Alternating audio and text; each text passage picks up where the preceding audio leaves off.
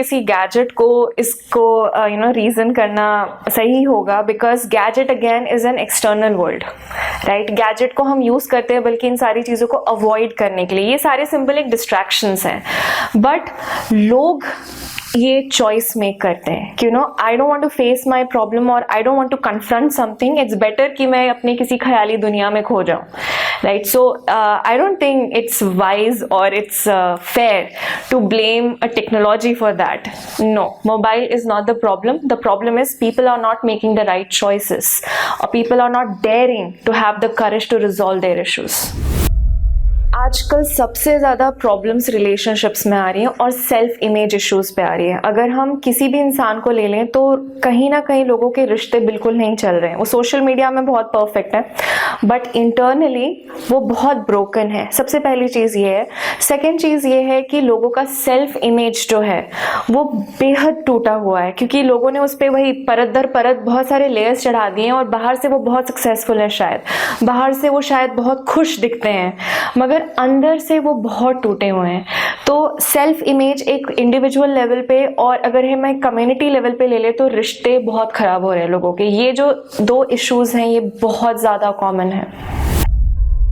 ये एक बहुत ही नॉर्मल चीज़ है जो हर कोई इंसान, अगर वो इंसान है उसके पास इमोशंस है तो वो फील करेगा उस चीज़ को। और इसमें ये इम्पॉर्टेंट है शायद कि अगर आप लो फील कर रहे हो तो आपको अपने आप से ये सवाल पूछना ज़रूरी है कि क्यों, इस वक्त ऐसा क्या हुआ है या मुझे क्या ऐसा मैसेज समझना ज़रूरी है जिस वजह से मैं इतना लो फील कर रहा हूँ या कर रही हूँ। Like what is the message in this, क्या हो गया अभी रिसेंटली। और नहीं, अगर लगता है कि बहुत सारे प्रॉब्लम्स हो रहे हैं या ये सारी चीज़ें हो रही है तो फिर से वही चीज़ है कि हमें वो एड्रेस करना आना चाहिए। क्योंकि जब हम लो फील करते हैं तो हम सोचते हैं अरे हम घूम लेंगे तो हमें अच्छा लगेगा, अरे हम पार्टी कर लेंगे तो हमें अच्छा लगेगा, अरे हम यहाँ चले जाएंगे तो हमें अच्छा लगेगा, या हम ये देख लेंगे तो हमें अच्छा लगेगा। एक्चुअली अच्छा शायद आपको तब लगेगा जब आप अपने आप से सच में ऑथेंटिकली कनेक्ट होके अपने उस इमोशन को वैलिडेट करते हुए आपकी जो ज़रूरत है उस पल की उसको लेते हुए आगे बढ़ो, रादर देन उसको अवॉइड करने के। सकारात्मक सोच एक मिथ है। Positive thinking is a myth and yes you heard me right. यहाँ पे जब भी हम पॉजिटिव चीज़ों के बारे में बात करते हैं हम कहीं ना कहीं डिनाइल के स्पेस में चले जाते हैं या सूडो पॉजिटिविटी में हमारी प्रैक्टिसेस चली जाती हैं। The more better way to think about these things is possibility thinking. Positive thinking की जगह पॉसिबिलिटी थिंकिंग होना बहुत ज़रूरी है, क्योंकि अगर आप किसी सिचुएशन में हो तो अगर आप अपने आप को ये बोलना स्टार्ट करो अरे सब अच्छा है सब अच्छा है सब अच्छा है, तो you are actually lying to yourself. You need to start saying कि अच्छा ठीक है मैं इस सिचुएशन में हूँ ना, फाइन, इससे अच्छा क्या हो सकता है। हमारी एक आदत तो ऑलरेडी बनी हुई है जहां हम बोलते हैं इससे बुरा क्या हो सकता है, तो उसकी जगह अगर हम ये चीज़ अपने अंदर इनकलकेट कर ले कहीं कि पॉसिबिलिटी थिंकिंग, इससे अच्छा क्या हो सकता है, मैं इस सिचुएशन में तो हूँ ही but what can be better than this, या how does it get better than this, I think that makes more sense. Emotions को एक्सप्रेस करने के ऐसे बहुत सारे नोन तरीके हैं, बट जब हम एक सेफ स्पेस की बात करते हैं, सेफ स्पेस एक ऐसा एलिमेंट है जिसका होना बहुत ज़रूरी होता है।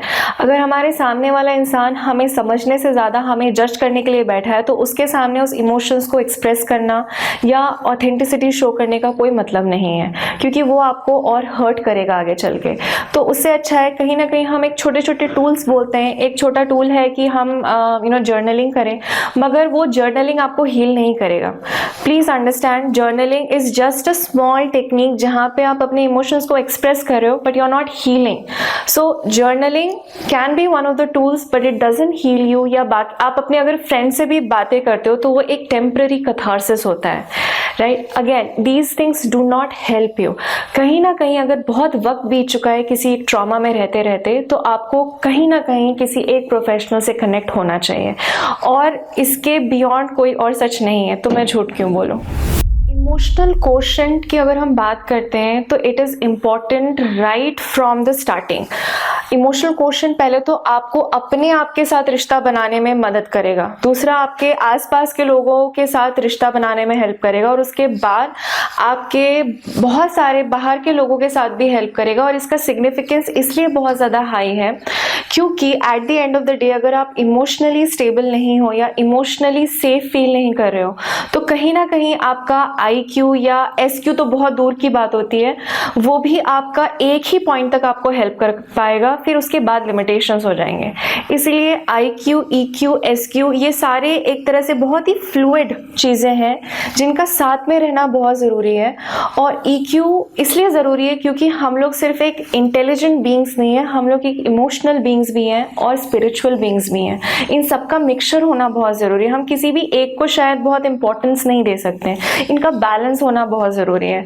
और आज EQ इसलिए ज़्यादा ज़रूरी हो गया है क्योंकि EQ को लोगों ने डब्बे में बंद करके साइड में रख दिया और SQ तक पहुंचना तो हम भूल ही जाते हैं। हमारे लिए IQ आज भी बहुत इंपॉर्टेंट है। EQ हम जानते हैं इंपॉर्टेंट है, बट हमें बिल्कुल भी पता नहीं कि उसे कैसे पाना है। और शायद बहुत सारे लोगों को SQ के बारे में पता भी नहीं होगा कि स्पिरिचुअल क्वोशंट क्या होता है, तो वो तो बाद में ही आता है क्योंकि वो लेवल बाय लेवल आता है। तो इसलिए शायद EQ ज़्यादा इंपॉर्टेंट है, इसलिए नहीं कि वो IQ से बेहतर है, बट इसलिए क्योंकि उसका सिग्निफिकेंस भी है जो लोग नज़रअंदाज कर रहे हैं। Artificial intelligence is actually a very beautiful creation. Again, it depends on कि लोग उसे कैसे यूज़ कर रहे हैं। बट इसमें एक चीज़ है कि आर्टिफिशियल इंटेलिजेंस की वजह से बहुत सारे लोग थ्रेटेंड भी फील कर रहे हैं। और इसमें प्रॉब्लम यह है कि लोगों के पास एक इंटेलिजेंस ही है जिससे वो अपना पावर पॉइंट एक तरह से समझते हैं, और क्योंकि एक आर्टिफिशियल इंटेलिजेंस बाहर से आ गया, अब उन्हें लगता है कि अब हमारे पास कुछ बचा नहीं है, you know, so that is where they are feeling threatened by it. और इसी में शायद इमोशनल इंटेलिजेंस EI बहुत ज़्यादा इंपॉर्टेंट हो जाता है, बिकॉज कहीं ना कहीं ये हमें यूनिक बनाता है। बट लोगों के साथ प्रॉब्लम ये है कि लोग अभी भी इससे डर रहे हैं, अपने इमोशन से कनेक्ट होना डर रहे हैं। हम सोशल मीडिया पे कितने सारे मैसेजेस देखते हैं जहाँ पे ये बोला जाता है कि अपने इमोशन से डिटैच हो जाओ, and if you know you are able to control your emotions in a very unhealthy way, तो you know you will be the most successful person in the world. It's wrong. अपने emotions के साथ चलना शायद ज़्यादा अच्छा है, अपने इमोशंस के साथ बहना ज़्यादा अच्छा है, रादर दैन उसको एक बंद कमरे में उस एनर्जी को बंद कर देना। क्योंकि अगर शायद हम यहाँ पे एक फेमिनाइन और मैस्कुलिन एनर्जी के कॉम्बिनेशन की बात करते हैं तो हम एक उस पर फोकस कर रहे हैं और दूसरे को हमने बिल्कुल ही नज़रअंदाज कर दिया है। आगे आने वाले समय में जो लोग अपने इन दोनों एनर्जीज़ को बिल्कुल ही बैलेंस करके आगे बढ़ना सीख जाएंगे वो अनस्टॉपेबल रहेंगे।